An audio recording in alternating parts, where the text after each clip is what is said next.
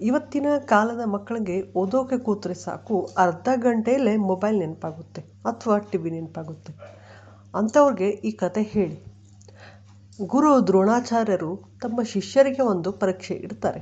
ಮರದ ಮೇಲಿದ್ದ ಒಂದು ಮರದ ಹಕ್ಕಿಯ ಕಣ್ಣಿಗೆ ಗುರಿ ಇಡಬೇಕಿತ್ತು. ಗುರುಗಳು ಪ್ರತಿಯೊಬ್ಬ ಶಿಷ್ಯನನ್ನು ಕರೆದು ಕೇಳ್ತಾರೆ, ನಿನಗೆ ಅಲ್ಲಿ ಏನು ಕಾಣಿಸುತ್ತಿದೆ ಎಂದು. ಒಬ್ಬ ಅಂದ, ನನಗೆ ಮರ ಕಾಣುತ್ತಿದೆ ಅಂತ. ಇನ್ನೊಬ್ಬ ಅಂತಾನೆ, ನನಗೆ ಹಕ್ಕಿ ಮತ್ತು ಹಣ್ಣುಗಳು ಕಾಣುತ್ತಿವೆ ಅಂತ. ಆದರೆ ಅರ್ಜುನ ಮಾತ್ರ ಅಂದ, ಗುರುಗಳೇ, ನನಗೆ ಕೇವಲ ಹಕ್ಕಿಯ ಕಣ್ಣು ಮಾತ್ರ ಕಾಣುತ್ತಿದೆ ಎಂದು. ಹೌದು, ಇವತ್ತಿನ ಹಕ್ಕಿಯ ಕಣ್ಣು ಎಂದರೆ ನಿಮ್ಮ ಓದು, ಮರ, ಹಣ್ಣು, ಎಲೆಗಳೇ ನಿಮ್ಮ ಮೊಬೈಲ್, ಗೇಮ್ಸ್ ಮತ್ತು ಸೋಷಿಯಲ್ ಮೀಡಿಯಾ.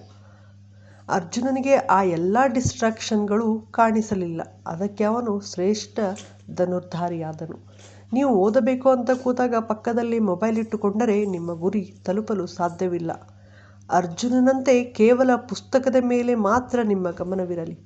ಯಶಸ್ಸು ಸಿಗುವುದು ಬುದ್ಧಿವಂತರಿಗೆ ಮಾತ್ರವಲ್ಲ, ಯಾರಿಗೆ ಏಕಾಗ್ರತೆ ಫೋಕಸ್ ಇರುತ್ತದೋ ಅವರಿಗೆ ಮಾತ್ರ. ಈ ವಿಡಿಯೋ ನಿಮಗೆ ಇಷ್ಟವಾದರೆ ಶೇರ್ ಮಾಡಿ, ಲೈಕ್ ಮಾಡಿ. Thank you. ನಾನು ನಿಮ್ಮ ಪೂಜಾ KM.